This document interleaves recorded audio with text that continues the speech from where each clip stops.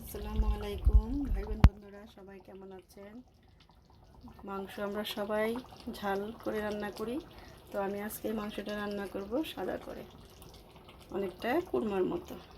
আমি মাংস ভালো করে ধুয়ে এখানে আদা বাটা, রসুন বাটা, সামান্য পেঁয়াজ বাটা, পেঁয়াজ কুচি, তারপর তেজপাতা, এলাচি, দারচিনি, গোলমরিচ, লং দিয়ে ভালো করে মাংসটাকে তেল দিলাম, পরিমাণ মতো কষিয়ে নিলাম, পরিমাণ মতো লবণ দিলাম।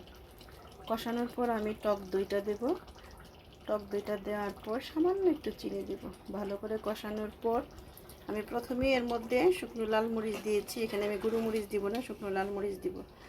আর কাঁচা মরিচটা তরকারিটা হওয়ার পর বেশি করে কাঁচা মরিচ দিতে হবে। কাঁচা মরিচটা এভাবে দিলেও পারেন, বিচিটা ফেলে মাঝখানে ফালি করে এভাবে দেওয়া যায়। আর আমি আস্ত দিই, এভাবে দিলাম।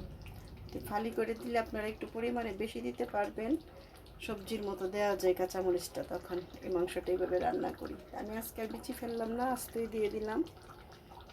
এই আমার তরকারি কমপ্লিট হয়ে গেল। বন্ধুরা, ভালো লাগলে শেয়ার, লাইক, কমেন্ট করবেন। ভালো থাকবেন, সুস্থ থাকবেন। আল্লাহ হাফেজ।